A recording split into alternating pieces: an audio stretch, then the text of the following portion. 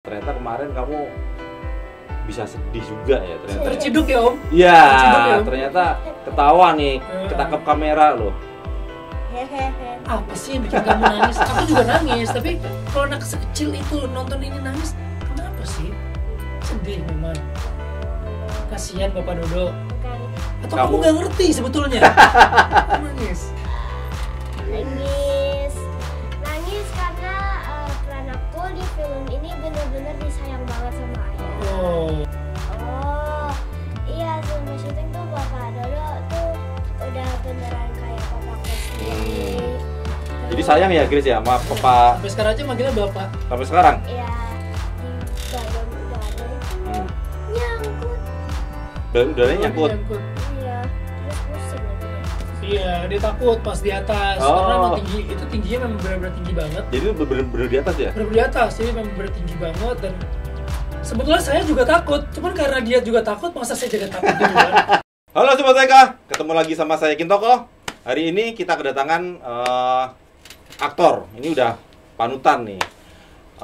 Aktor kondang Indonesia, satunya aktris cilik Indonesia yang baru saja dapat penghargaan di industri film Indonesia. Mereka adalah Bapak Dodo Rojak dan Ika Kartika Rojak. Gitu ya, ternyata begitu ya Kak ya. Iya. Aduh. Masih ingat? Ingat Itu Masih ingat? teman saya lagi nih. Aduh. Nah, bajunya beda. Iya, ini yang aslinya. Itu kan ini fiktif, ini aslinya. ya, iya, Ngeri. belum keluar. Guys, sebenarnya belum keluar, tapi ya ini karena ada kebutuhan ketemu Pak Dodo. Dapat izin dari Pak Hendro. Iya, katanya Pak Dodo.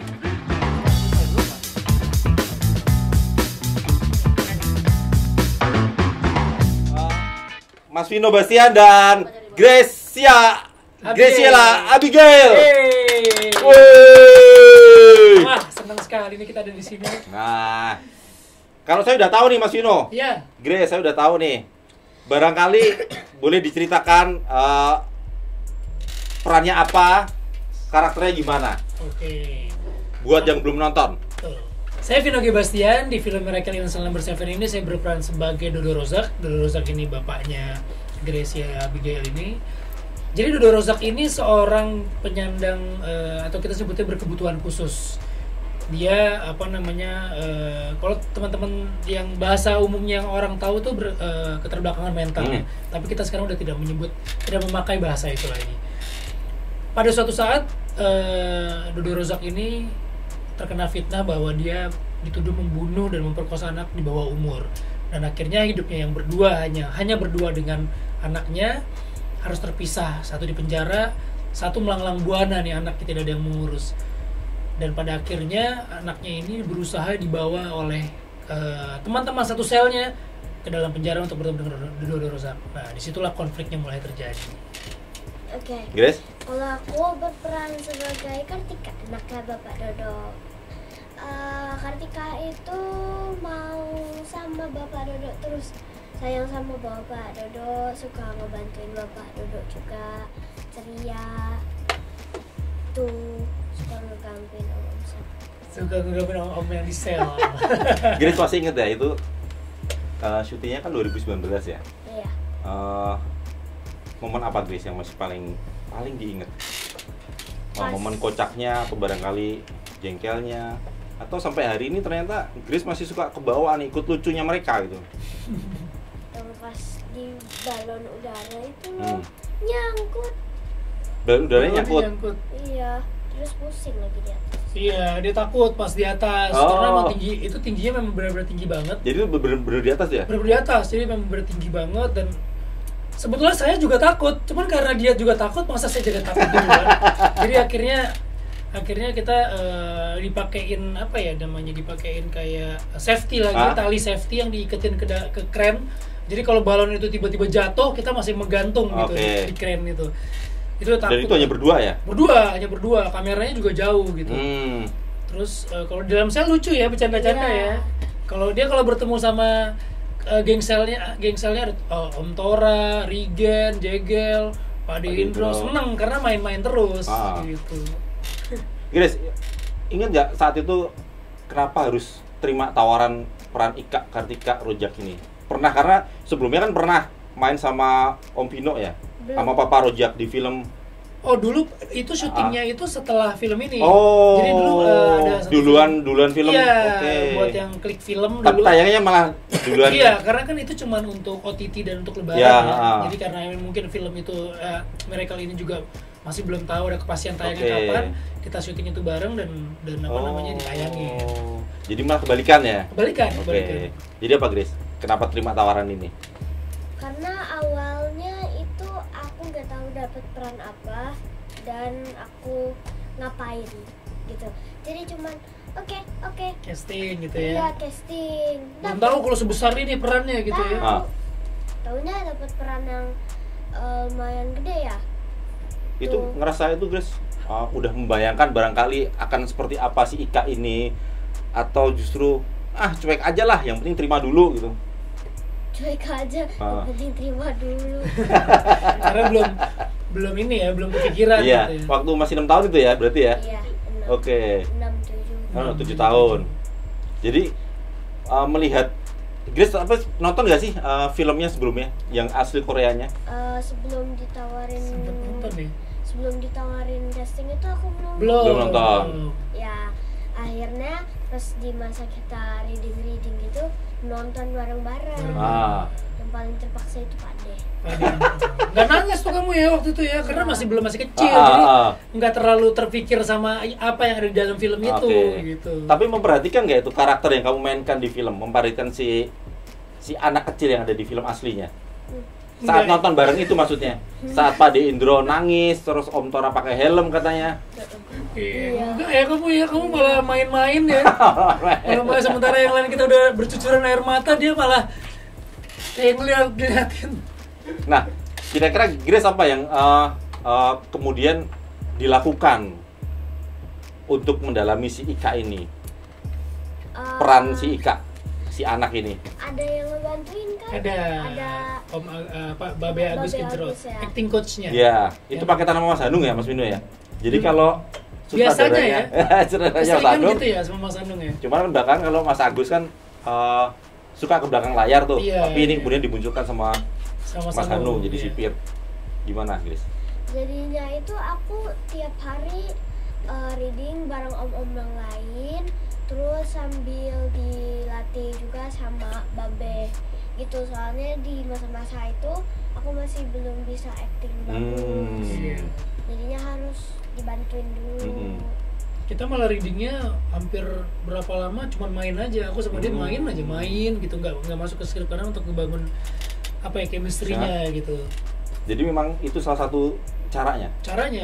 Main terus sedekat mungkin, apa main game Nggak mikirin skenario dulu. nggak dulu. Oke. Nggak. Kalau sama dia nggak, Iya, terus main sampai nanti dapat selanya. Nah cuman kan masalahnya adalah kenapa kita harus sering main bareng, karena harus ngebangun kepercayaan kan Mas. Yang ngelit di film ini bukan saya, tapi Grace. Grace yang harus ngelit.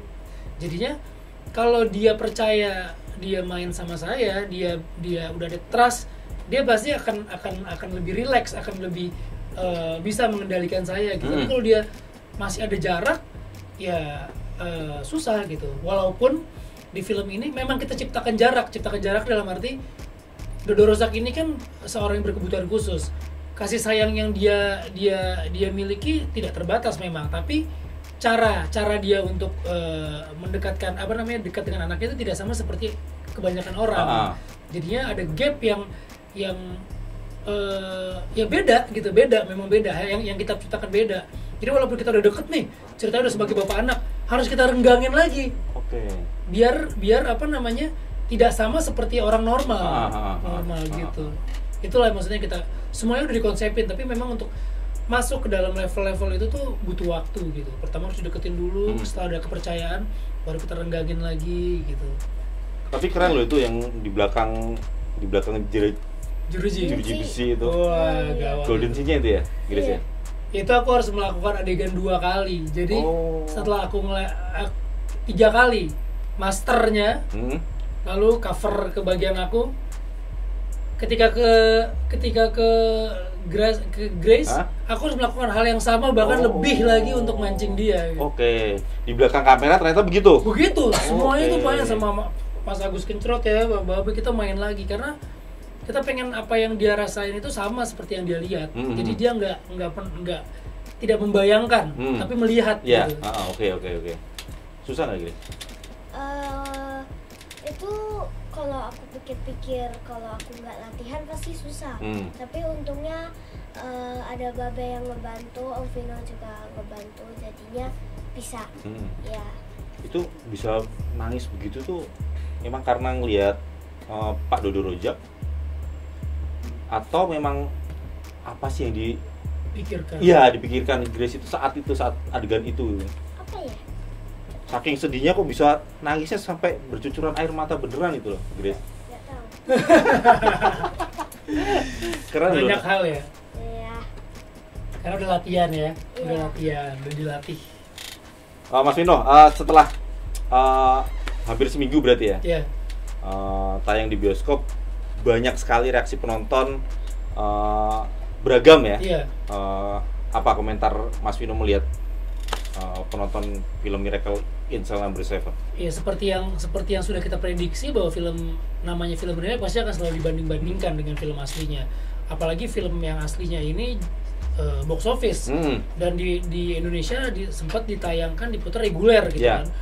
Dan bahkan pembandingnya itu pun masih banyak berkeliaran di akun-akun medsos bajakan gitu kan. Jadi orang sangat gampang banget untuk membanding-bandingkan itu. Tapi alhamdulillah gitu. Ketika bahkan orang yang sebelumnya ketika mau nonton film ini dia nonton film aslinya dulu, begitu dia nonton film ini dia lupa film aslinya gitu. Karena buat saya sendiri gitu yang saya memang benar-benar pencinta film aslinya, ketika film ini jadi saya terbawa oleh alur yang Indonesia gitu, dengan kedekatan lokalnya, dengan joke-joke yang baru, dengan masalah konflik yang berbeda dengan film aslinya. Jadi saya terbawa dengan cerita yang baru tapi dengan rasa yang sama gitu. Buat saya ada juga kritikan-kritikan yang masuk membanding-bandingkan, tapi buat saya sih nggak masalah gitu, karena gimana pun juga kita udah membuat sebuah remake yang benar-benar pakai hati. Yeah. Dan bahkan kreator aslinya ketika nonton film ini pun kagum gitu, karena buat dia memang kalau kita membandingkan itu film tahun 2013 dan sekarang 2029 lah, ada 19, secara teknik kita menang karena masalah waktu. Yeah. Tapi masalah rasa itu yang si director dan produser itu bilang, rasa itu yang tetap ada gitu. Itulah yang membuat dia senang sekaligus bangga gitu bahwa karyanya bisa diapresiasi. Dan yang paling penting adalah ketika dia nonton film itu pertama kali premier, dia bisa merasakan keharuan dari penonton, gelak tawa dari penonton. Itu yang bikin dia jadi terharu banget gitu, bahwa ini kan filmnya dia, iya kan, ini film dia, tapi itu bisa diapresiasi oleh orang dengan culture yang berbeda, dan buat dia itu satu hal yang amazing. Bahkan dia bercandaannya dia, saya mau remake film ini. Kalau ini film remake-nya dia gitu kan.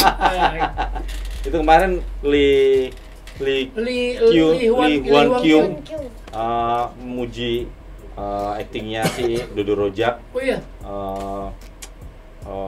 Barangkali malah kalau ada kesempatan mau diajakin ke Korea nih buat acting di. Iya, dia ngasih surprise ke saya waktu pulang gitu. Saya sempat posting di Instagram saya juga. Jadi dia nulis di poster filmnya pakai bahasa Korea ketika dia mau pulang. Terus dikasih. Ada artinya itu? Tulisan Korea ada? Dia cuma tulis Dear Vino, bahasa Korea, terus tanda tangan dia. Saya nggak tahu artinya apa gitu. Akhirnya saya posting dan sebetulnya saya lihat pakai yang buat translator gitu. Ini sangat terharu banget sih, saya sangat bangga gitu. Dia bilang terima kasih, intinya terima kasih, dan semoga kita bisa bertemu lagi, tapi dalam kapasitas dia director, saya aktornya. Okay. Dan buat saya itu satu penghargaan yang luar biasa gitu. Dia bisa sampai nulis itu gitu. One day kita bisa kerjasama sebagai aktor dan sutradara gitu kan. Sementara dulu saya lihat filmnya, wah ini orang yang buatnya pasti luar biasa banget. Itu satu kebanggaan buat saya sih, satu penghormatan buat saya gitu. Mudah-mudahan terkabul ya. Amin. Karena ya siapa sih yang nggak mau diajakin oleh dia gitu. Iya betul.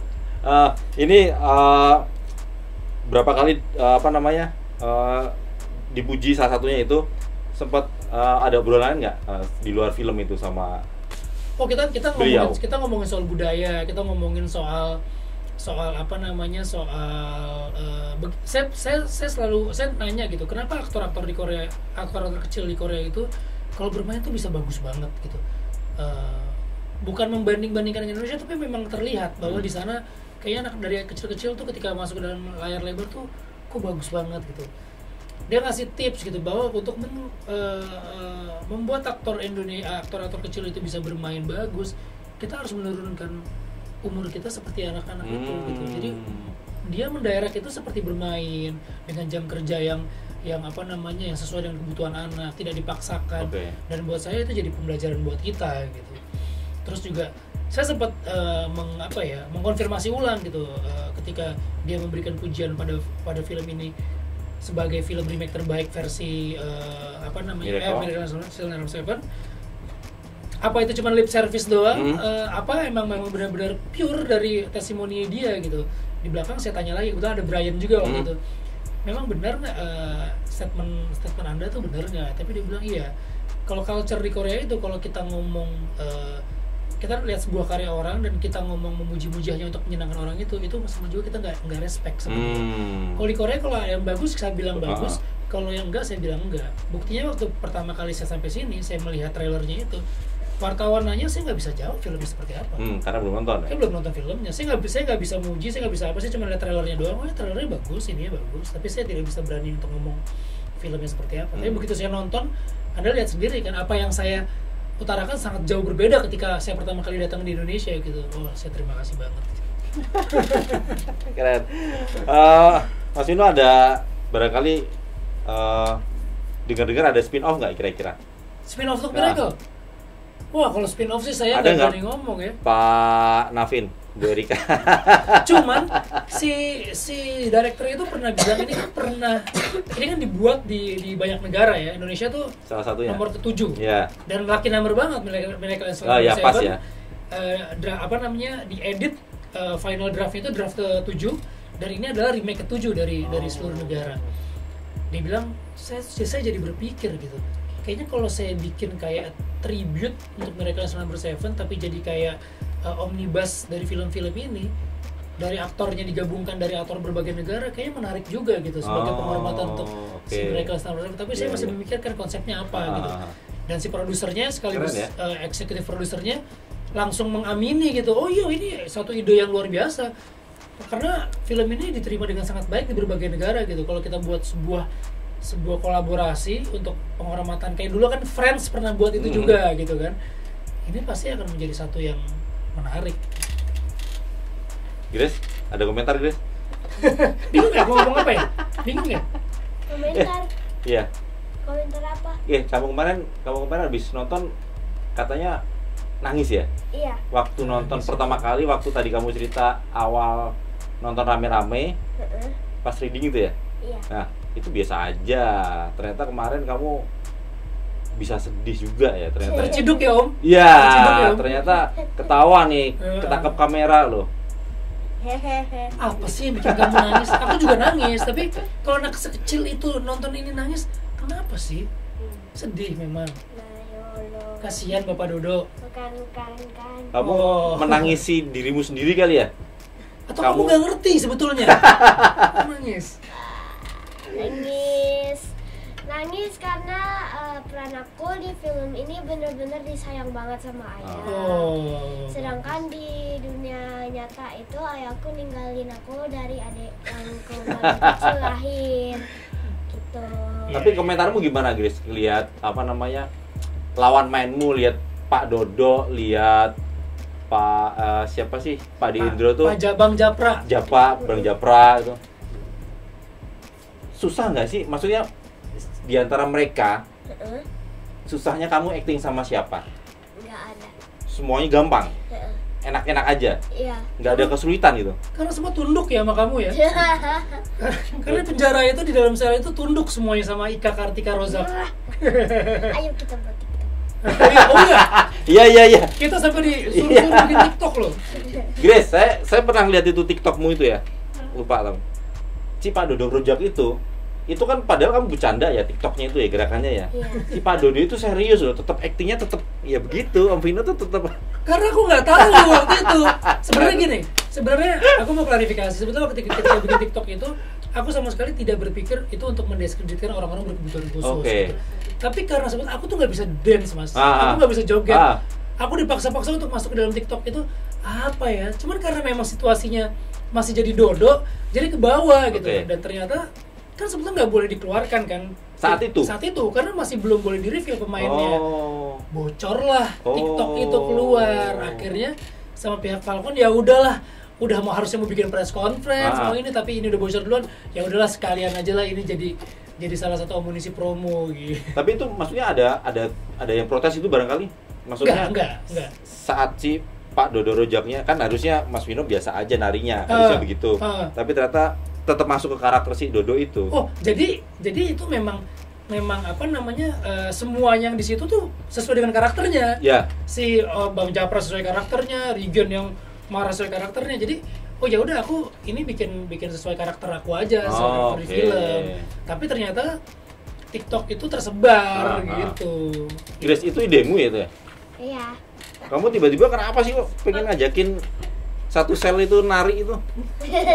Nggak tahu, seru aja pasti lihat pada joget lucu. Itu spontan maksudnya? Ayo joget gitu? Ubur-ubur Apa ya. waktu itu? gitu. Kamu ingat nggak itu waktu itu kamu ngerayu mereka itu biar mau nari TikTok gimana tuh? Nggak ingat. Nggak ingat? Nggak ingat. Tapi mereka mau loh nyanyi, nari sama kamu itu. Iya, dulu ayo Om, ayo sama mamanya Grace, ayo Om, ayo buat kenang-kenangan nanti. Oh. Kenang-kenangan gitu. Aduh, aku udah ngumpet-ngumpet tuh. Tetap aja, ayo ini kurang satu. Oke lah. Sebenarnya di situ aku nggak tahu cara upload. Mama yang upload. Tapi karena kita senang dia mainnya bagus banget, Ah. jadi dia mau apa aja, ayo deh. Ayo kita ikutin gitu. Yang paling susah apa, Grace? Yang paling susah? Yang paling susah apa? Film Adeganmu apa yang paling susah di film ini? Yang paling susah Terakhir susah. Barangkali kamu sampai syutingnya berulang-ulang gitu. Om Hanung iya, sampai kesel yang gitu pas barangkali. nangis itu sih. Yang apa? Yang pas nangis itu. Yang pas nangis itu ya? Terakhir ya. Terus pas- Balon juga ngeri. Iya, balon. Satu lagi apa namanya? Oh, pas naik sepeda itu. Oh iya, naik sepeda dia takut. Oh iya, di Kuningan ya itu ya, pasti itu. Nggak tahu nih. Oh, iya. Kita sempat tahu, latihan karena dia harus lepas tangan kan, Ah. terbang gitu. Sementara dia masih agak ragu ininya. Jadi kita memang ngebuat tempat duduknya itu dirubah lagi, masih enak nggak Grace? Nggak enak, kita rubah lagi. Jadi sampai dia nyaman, sampai dia benar-benar pede untuk terbang. Gitu. Mana turunan lagi ya, Grace ya? Turunan, aku aja ngeri. Ini bawa anak orang lagi. Berapa kali tuh? Berapa kali Wah, tuh? banyak. Kita nungguin matahari doang. Iya, kita tadinya mau ngambil matahari terbit. Hah? Dari yang mataharinya masih bagus banget sampai akhirnya dapatnya ketika mataharinya udah terang. Dan itu kan macet kan, harus ngeblok. Ditutup ya berarti ya? Ngeblok jalan gitu kan, harus ngeblok jalan. Udah mulai jam kantor, kita udah mulai woi, minggir. Itulah suka dukanya syuting ya. Kalau di pinggir rel gitu, takut nggak itu, Grace? Apanya? Ya, kalau kamu bayangin kalau rumahmu ada di pinggir rel beneran tuh, Grace. Kan ada tuh sama Pak Dodo tuh di situ. Iya. Kamu takut nggak itu kereta lewat Sedekat itu. bisik gitu? Takut ya. Takut keretanya tiba-tiba. Karena emang deket banget Iya. jaraknya tuh deket banget gitu. Itu Dan itu set loh rumahnya. asli ya? Set. Oh set, bikinan berarti ya? Iya, dibikin. Jadi Oh. memang di daerah situ memang udah ada rumah. Di mana sih? Itu di Bogor. Oh, di Bogor. Terus untuk bangunan rumah kita itu di set lagi. Nah, dalamnya itu di studio. Oke. Jadi luarnya itu untuk luarnya aja. Hmm. Oke banget memang. Untuk menjadi si Dodo Rojak ini kan sampai Mas Vino sampai didampingi psikolog nih. Iya. Mas Vino pernah cerita Falcon nyediain psikolog. Iya. Terus Mas Vino nyari psikolog sendiri. Mm-mm. Satu lagi saya lupa. Satu lagi di sekolah anakku. Iya. Iya. Tapi sampai segitu banyaknya itu untuk mendalami si Karena aku Dodo ini. punya ketakutan, Mas. Aku punya ketakutan tidak bisa mewakili karakter itu gitu.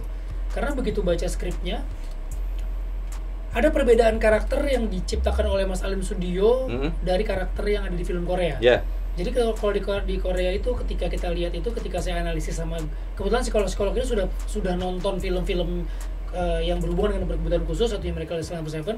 Dia bilang kalau di sana itu tingkatannya itu disabilitasnya itu ringan. Nah, Mas Alim ini membuat disabilitasnya itu tingkatnya medium dan ada cross sama autism.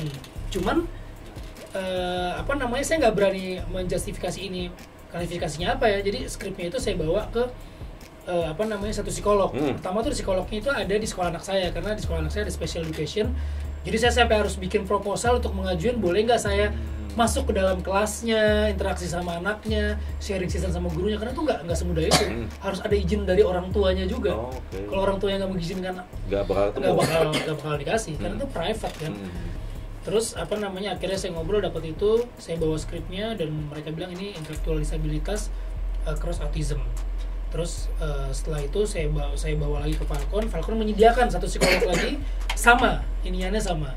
Tapi saya pengen semua itu kayak kayak ada finalnya lah nih, gimana nih keputusannya. Akhirnya saya bawa lagi ke Yayasan Triasi. Yayasan Triasi itu memang sudah sangat amat berpengalaman dalam bidang ini disabilitas. Terus saya ketemu dengan guru-gurunya, terjun langsung dengan aktivis-aktivis di sana, dengan orang tuanya, dan terakhir saya kasih skripnya dan apa yang ada di situ saya minta mana ada orangnya tidak. Gitu.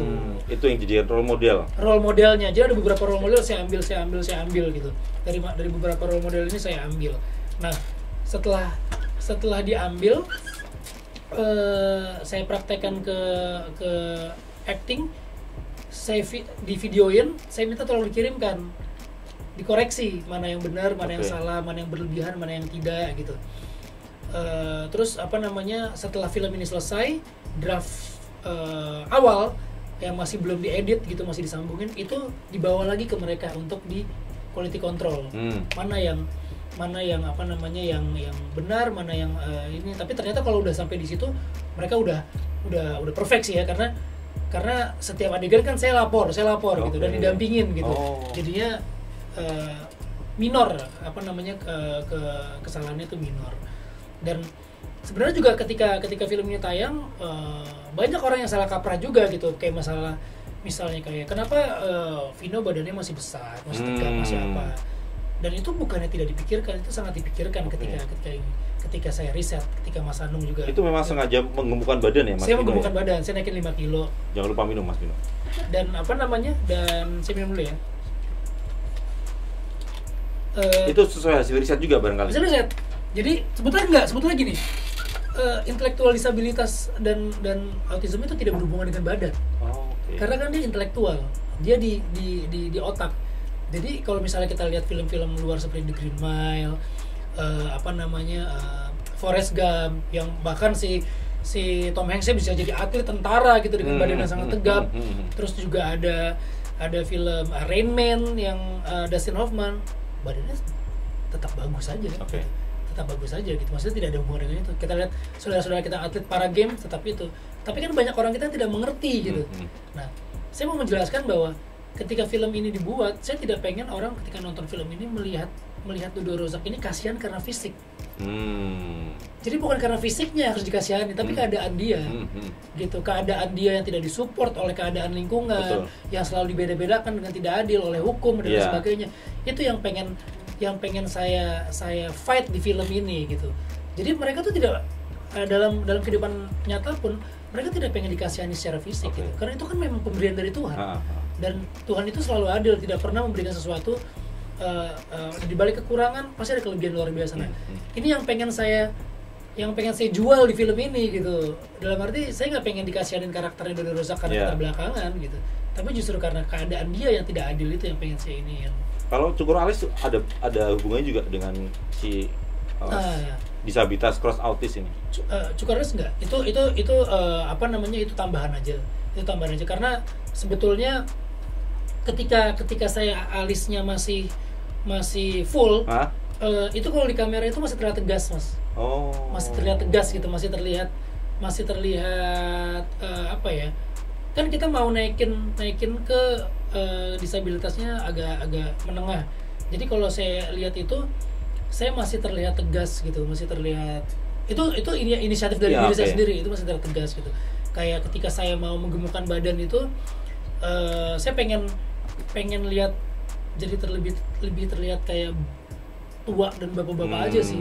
Karena ada adegan yang buka baju. Ketika saya waktu reading, saya masih terlihat masih agak sedikit masal gitu. Walaupun saya tidak nge-gym atau apa, akhirnya saya dalam sebulan saya makan apa gini biar ketika adegan itu saya udah nggak ada ototnya lagi gitu, bahkan lebih terlihat cabi gemuk gitu. Keren loh Mas Krisna, ini nanti mau nonton ya. Mas Krisna bentar lagi mau nonton nih. Oh aduh. Ini aktingnya keren nih, Pak Dodo Rojak ini. Terima kasih Mas. Grace, Apa? komentar apa? Selama syuting itu ngelihat Pak Dodo Rojak itu kayak apa, Grace? Maksudnya? Ya kamu ngelihat sosoknya Pak Dodo itu dia pekerja keras. Dia ternyata sayang banget sama si Ika. Dia ternyata sayang sama teman-temannya. Oh, iya selama syuting tuh Bapak Dodo tuh udah beneran kayak papaku sendiri. Jadi sayang ya Grace ya sama Papa. Sampai sekarang aja manggilnya Bapak. Sampai sekarang? Ya, terus Kamu ini ya, kamu kalau kan waktu awal-awal kan kalau kita reading kan aku belum berubah gitu kan. Terus begitu tiba-tiba aku berubah gitu, ngelihat kamunya beda, kamu itu awal-awal masih agak aneh ya. sedikit. Masih agak aneh. Kadang-kadang senyum-senyum, Bapak ngeliat aku gak? Itu gak capek apa Mas Ino begitu ya? Mainin mata itu? Aku latih Mas, aku latih gitu. Aku ada role modelnya orangnya gitu. Enggak, artinya tetap itu ada apa? Itu ya ada latihannya. Iya. Nah dia itu nggak pusing itu? Pusing Mas, pusing. Dan itu kebawa sampai setelah saya selesai syuting itu kebawa. Kalau saya ngobrol sama Marsha tuh gitu, kamu matanya. Jadi matanya itu tuh lari gitu Mas, aku tiba-tiba lari gitu gitu dan aduh. Itu emang enggak, itu memang latihan sendiri apa gimana Mas Pino? Jadi aku ngelihat gitu kan, terus aku kasih contoh, terus kata ini, kamu bukannya gak boleh jereng ya, ini tuh bukan jereng loh, bukan orang yang jereng. Jadi matanya tuh kadang-kadang dia satu di sini, satu ke tengah, terus satu ini ke sini, satu ke sini gitu. Jadi memang bukan orang yang jereng matanya di tengah gitu, enggak. Nah itu yang bikin agak susah ototnya gitu kan. Nah waktu syuting sama dia, walaupun si psikolognya bilang nggak perlu pakai gitu, nggak apa-apa Mas, nggak perlu pakai. Tapi saya pengen gitu, saya pengen biar apa namanya, ketika anaknya melihat Dodo Rozak dengan tatapan yang nggak sama orang lain, itulah justru cinta terbesarnya si Ika ini kepada bapaknya. Bapaknya tidak tergantikan. Tatapan mata bapaknya itu tidak bisa digantikan oleh siapapun di dunia ini gitu. Itu yang pengen saya masukin ke sini gitu. Tapi waktu reading sama dia lucu. Bapak aku di sini Bapak. Iya aku lihat. Kamu nggak usah ngeliatin mata aku. Gitu. Jadi aneh ya gitu ya. Aneh ya, ngerasa aneh ya. Ya sedikit. Karena biasanya nggak begitu ya Bapak ya. Itu memang ada pelatihnya atau sendiri? Aku ada yang latih. Jadi hanya untuk itu. Hanya untuk itu ada pelatihnya. Beliau bukan pelatih gestur, bukan. Oke. Tapi saya dapat coach kan pertama dari Mas Agus Kintrot. Terus ketika saya selesai dari situ, saya ke tempat satu lagi. Saya berguru sama namanya Kang Wawan Sofwan. Kang Wawan Sofwan itu salah satu direktur teater yang udah ternama banget di Bandung, dan kebetulan dia punya anak yang berkebutuhan khusus. Jadi saya setiap hari saya ngobrol sama dia, saya minta mana nih skrip dialog-dialog yang sebetulnya mampu diucapkan oleh seorang berkebutuhan khusus dan mana yang nggak mungkin gitu. Akhirnya saya ngobrol banyak dan salah satu idenya adalah Kang, saya mau bikin kayak gini, bisa nggak? Coba ya, kalau misalnya itu nanti menjadi hal yang aneh, jangan. Tapi saya terus saya latih terus, akhirnya oh ya udah. Sampai dia terakhir nonton, dia ngajak keluarganya bersama guru-guru SLB-nya. Saya terharu banget, guru-guru SLB-nya itu bilang bahwa di muridnya dia salah satunya itu ada yang persis sama kayak Dodo Rozak itu, tapi sekarang udah almarhum. Jadi senang banget saya ketemu orang-orang yang tepat gitu loh ketika mencari karakter Dodo Rozak ini. Jadi benar kata Mas Alim Sudio ya, maksudnya saya pernah ingat omongannya dia, kalau saya hanya memberikan tokohnya dia memberikan tokohnya, silakan kembangkan sendiri, Iya benar. explore sendiri karakternya. Tapi saya tetap berkolaborasi dengan Mas Alim. Jadi ketika ada hal yang misalnya mau saya rubah nih, dalam kata saya diskusi dengan Mas Alim karena gimana pun juga itu adalah karyanya Mas Alim. Saya nggak mau seenaknya mengganti. Sama aja kayak misalnya saya punya karya, tiba-tiba ada orang ini, saya nggak mau juga langsung diganti gitu. Dan saya menghormati Mas Alim itu, dan untungnya Mas Alim ini sangat amat kooperatif ya. Oke, kalau itu lebih bagus, kalau itu oke, kita rubah ya. Pokoknya bebas, tapi walaupun diberi kebebasan, saya tetap sangat menghargai Mas Alim sih. Saya diskusi terus gitu. Terakhir, Grace, Apa? adegan apa yang paling mengena buat Grace selain nangis tadi itu? Saya nangis tadi itu. Itu bagian adegan favorit bukan sih, Grace? Sama bapak itu kayak ritual itu. Gitu. Waktu itu kalau yang gede itu sempat diganti-ganti kan. Iya, sempat ganti-ganti akhirnya gitu. Yang ini kali yang kita itu Tarik-tarik. jangan lupa makan, Iya. jangan lupa ini gitu. Terus ada yang tarik-tarikan. Yang jangan lupa makan, jangan hujan-hujanan. Itu dia udah dari yang kita create sampai dia udah hafal sendiri.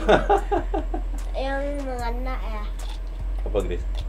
Itu kayak gitu tuh emang spontan apa memang udah diarahin tuh sama siapa? Mas Hanung ya? Kita bikin ya. Bikin sendiri. Kita bikin. Jadi itu gak ada di skenario itu, Mas Vino? Di skenario ada asalam ini ada, tapi bentuknya Nggak ada seperti gerakannya. apa nggak ada gerakannya. Oh. Jadi kita bikin sendiri. Itu Tora yang nyiptain. Oh ya? Iya. Memang di sini case-nya nih benar-benar solid banget sih Mas. Jadi adegan-adegan kayak gitu tuh banyak yang ngasih ide, dan yang ada di film itu, yang di film yang versi Indonesia itu Tora yang bikin. Akhirnya oke dipakai ya. Akhirnya dipakai. Itu kalau saya nganggepnya dramanya ternyata ketutup sama komedinya, gimana Mas Vino? Nggak masalah. Karena sebenarnya gini, ketika kita membuat sebuah drama gitu, untuk mencapai klimaks drama itu kan nggak bisa harus dari awal tuh di drama terus gitu. Kita harus angkat dulu nih orangnya, kita komediin terus begitu sampai atas kita jatuhin sejatuh-jatuhnya gitu. Itu sebenarnya sebagai kayak ini loh Mas, kayak roller coaster, tapi itu sebenarnya amunisi sih, amunisi dari kita gitu.